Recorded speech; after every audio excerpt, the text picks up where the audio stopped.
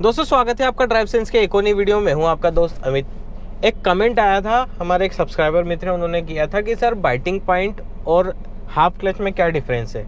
देखो, biting point और half clutch में ज़मीन आसमान का डिफरेंस है। बाइटिंग पॉइंट का इस्तेमाल हम सिर्फ गाड़ी पिक करने के लिए करते हैं और हाफ क्लच का इस्तेमाल जब हम जिस गियर के अकॉर्डिंग जो स्पीड सेट होती है उसी गियर में हम उसकी हाफ स्पीड में चलना चाहते हैं, तो उस समय हमारा क्लच का जो यूज़ होगा ना वो हाफ क्लच में कहलाता है, वो बाइटिंग पॉइंट में नहीं आता है।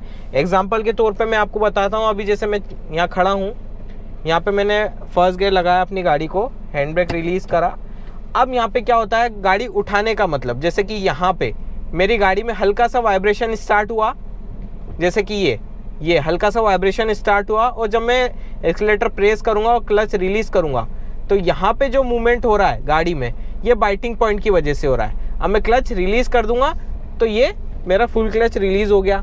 ठीक है, अब हम बात करते हैं हाफ क्लच की। अब हाफ क्लच क्या होता है, सपोज अभी मैं फर्स्ट गियर में चल रहा हूँ, मेरी चल रही है स्पीड 10 की, अब मैं सेकेंड गियर में हूँ। ठीक है, अब यहाँ पर मैं इसकी जो स्पीड है वो 20 चली जाएगी, लेकिन मुझे उससे कम में चलना है, तो यहाँ पे मुझे हाफ क्लच का इस्तेमाल करना पड़ेगा। जैसे यहाँ पे मैं हाफ क्लच का इस्तेमाल कर रहा हूँ, मेरी गाड़ी की स्पीड एकदम 10 से भी कम चल रही है। ठीक है, तो यहाँ सेकेंड गियर में आप 10 की स्पीड बिना क्लच दबाए नहीं गेन कर सकते। अब जैसे मैं क्लच रिलीज़ कर रहा हूँ, मेरी स्पीड जो है देखो बढ़ती चली जा रही है। अभी मेरी स्पीड आराम से 18 किलोमीटर पर आवर की स्पीड चली गई, लेकिन अब मैं क्लच दबाता हूँ, हाफ क्लच दबाता हूँ, मैंने हाफ क्लच दबाया, अब मेरी जो गाड़ी की स्पीड है धीरे धीरे ये डाउन हो रही है, ये आ गई 10 पर। मतलब हाफ क्लच में आपकी गाड़ी की स्पीड गियर के हिसाब से कम हो जाती है। तो ये ज़मीन आसमान का डिफरेंस है दोस्तों, हाफ क्लच में और बाइटिंग पॉइंट में। बाइटिंग पॉइंट में आपको एक और बार बताता हूँ। जैसे अभी मैं रोक गया, मैंने फर्स्ट गियर लिया, अभी मेरी गाड़ी स्टेशनरी पोजीशन पे, अब मैं क्लच रिलीज़ करूँगा ऐसे पॉइंट तक जहाँ पे मेरी गाड़ी वाइब्रेशन में आएगी, ये वाइब्रेशन मोड में आ गई। अब यहाँ पे मैं और क्लच रिलीज़ करूँगा, मेरी गाड़ी उठ जाएगी। ये बाइटिंग पॉइंट है। जहाँ पे आपकी क्लच प्लेट इंजन के फ्लाईव्हील से कनेक्ट होती है वो बाइटिंग पॉइंट होता है, वहाँ पे आपके टायरों में पावर जाने लगता है। ठीक है, तो ये हो जाता है आपका डिफरेंस बाइटिंग पॉइंट और हाफ क्लच में।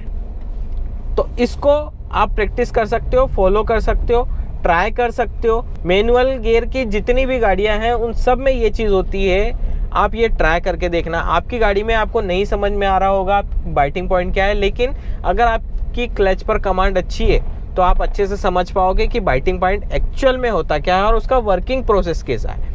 हाफ क्लच का वर्किंग प्रोसेस सिंपल सा यही है कि जिस गियर में आप चल रहे हो उस गियर की आधी स्पीड में आपको चल रहा है। जो नॉर्मल स्पीड होती है, जैसे सेकेंड गियर की स्पीड होती है 20 के आसपास की, ठीक है, बिना एक्सीलेटर दबाए लेकिन आपको सेकेंड गियर में ही चलना है और 10 की स्पीड पे चलना है, वहाँ पे आपको क्लच दबाना पड़ेगा।